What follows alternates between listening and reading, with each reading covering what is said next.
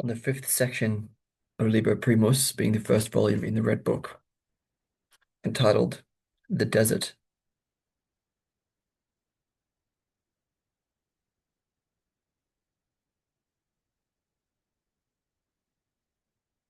November 28, 1913. Sixth night. My soul leads me into the desert of my own self. I did not think that my soul is a desert, a barren, hot desert, dusty and without drink. The journey leads through hot sand, slowly waiting without a visible goal to hope for. How eerie is this wasteland? It seems to me that the way leads so far away from mankind. I take my way step by step and do not know how long my journey will last. Why is myself a desert? Have I lived too much outside of myself in men and events? Why did I avoid myself? Was I not dear to myself? But I have avoided the place of my soul. But I have avoided the place of my soul. I was my thoughts, after I was no longer events and other men. But I was not myself, confronted with my thoughts. I should also rise up above my thoughts to my own self. My journey goes there, and that is why it leads away from men and events into solitude. Is it solitude to be with oneself? Solitude is true only when the self is a desert.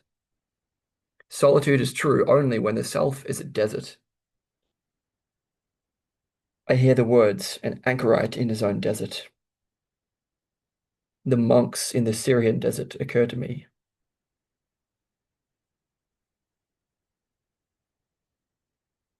Should I also make a garden out of the desert? Should I people a desolate land? Should I open the airy magic garden of the wilderness?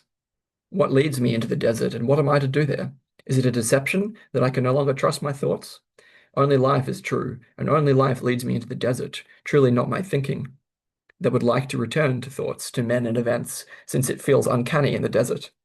My soul, what am I to do here? But my soul spoke to me and said, wait. I heard the cruel word, torment belongs to the desert. The Black Book 2 continues, I think of Christianity in the desert. Physically, those ancients went into the desert. Did they also enter into the desert of their own self? Or was their self not as barren and desolate as mine? There they wrestled with the devil. I wrestle with waiting. It seems to me not less, since it is truly a hot hell. Through giving my soul all I could give, I came to the place of the soul and found that this place was a hot desert, desolate and unfruitful. No culture of the mind is enough to make a garden out of your soul. I had cultivated my spirit, the spirit of this time in me, but not that spirit of the depths that turns to the things of the soul, the world of the soul. The soul has its own peculiar world. Only the self enters in there, or the man who has completely become his self.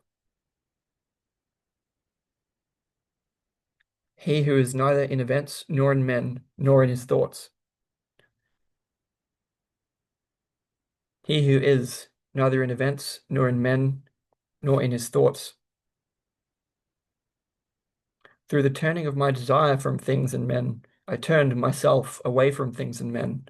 But that is precisely how I became the secure prey of my thoughts. Yes, I wholly became my thoughts. I also had to detach myself from my thoughts through turning my desire away from them.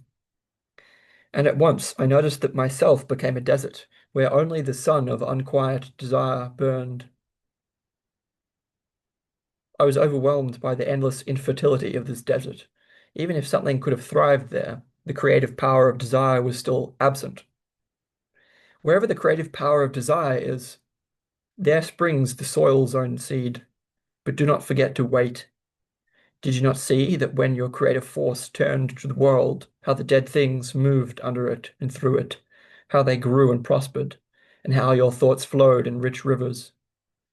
If your creative force now turns to the place of the soul, you will see how your soul becomes green and how its field bears wonderful fruit. Nobody can spare themselves the waiting, and most will be unable to bear this torment, but will throw themselves with greed back at men, things, and thoughts, whose slaves they will become from then on. Since then it will have been clearly proved that this man is incapable of enduring beyond things, men, and thoughts, and they will hence become his master, and he will become their fool, since he cannot be without them, not until even his soul has become a fruitful field. Also, he whose soul is a garden needs things, men, and thoughts, but he is their friend, and not their slave and fool.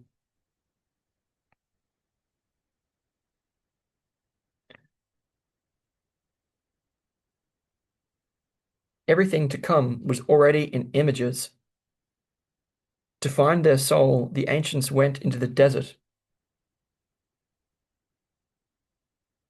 This is an image. The ancients lived their symbols, since the world had not yet become real for them. Thus they went into the solitude of the desert to teach us that the place of the soul is a lonely desert. There they found the abundance of visions, the fruits of the desert, the wondrous flowers of the soul.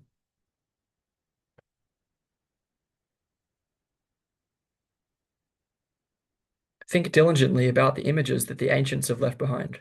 They show the way of what is to come. Look back at the collapse of empires, of growth and death, of the desert and monasteries. They are the images of what is to come. Everything has been foretold, but who knows how to interpret it? When you say that the place of the soul is not, then it is not. But if you say that it is, then it is. Notice what the ancients said in images. The word is a creative act. The ancients said, in the beginning was the word.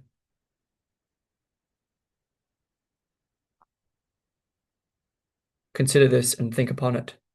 The words that oscillate between nonsense and supreme meaning are the oldest and truest. That being the fifth